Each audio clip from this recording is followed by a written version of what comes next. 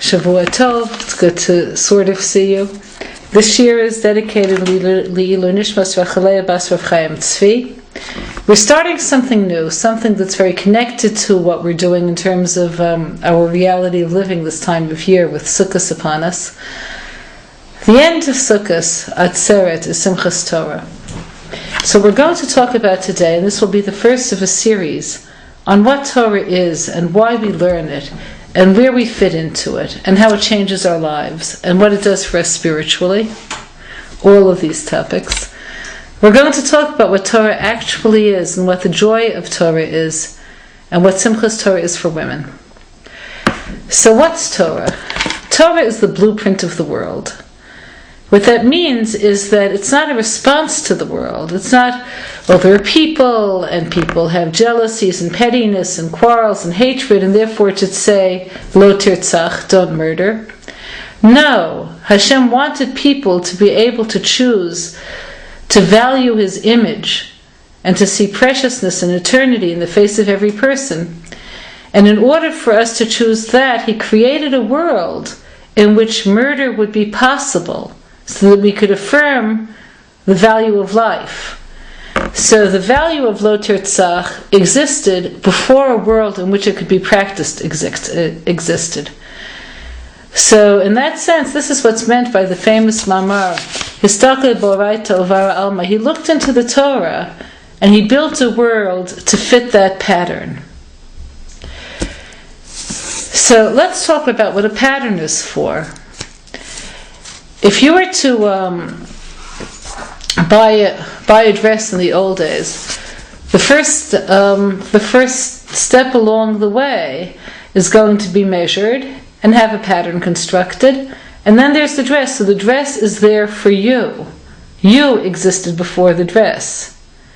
We just said the Torah pre-existed the world. So which is it? Is the Torah for us, meaning we're there, and the Torah is tailor-made to who we are? Or is the Torah in existence and we're tailor-made, so to speak, to fit it? What's the truth? So at this point we have to differentiate between the world as a whole and the souls of Israel.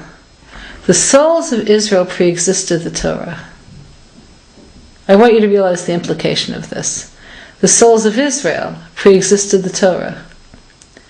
So it means Hashem made the Torah, which is the world's blueprint, to act as a bond between us and Him.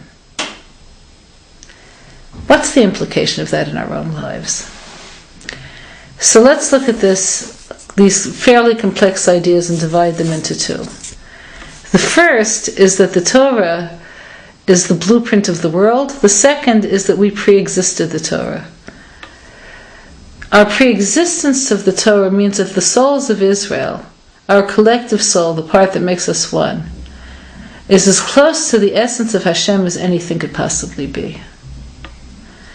So what that takes you to, because I know who we are, you know who we are, our souls are so precious and so eternal and so transcendent.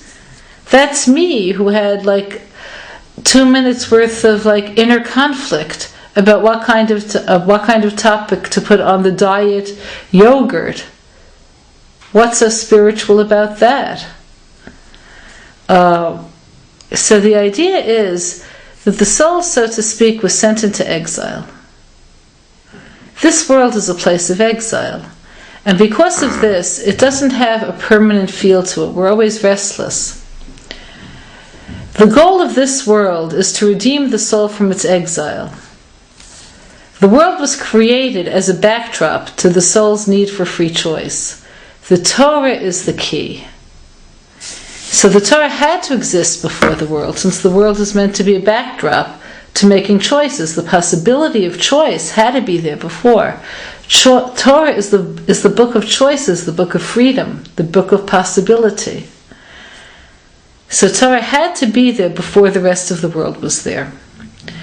So with this in mind, let's think about us and let's think about Torah.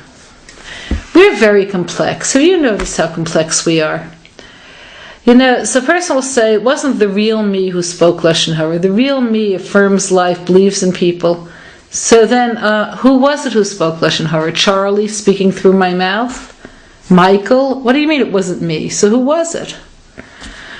So the idea is that the animal soul is also the self. It's not somebody else, it's the self. And the animal self frequently overtakes the spiritual self. Our hope is, of course, that the spiritual self prevail, but they're continually at each other. So the only way that we could strengthen the spiritual self enough to prevail is through the Torah. There's a Chazal that tells us, Barati Seifet, Barati Yetzahara, Barati Torah Tavlin Lo. Hashem says, I created the Yetzahara, which is an interesting idea. What do you mean he created the Yetzahara? Hashem wants good or he wants evil? But let's put the idea there just for a moment and go back to it.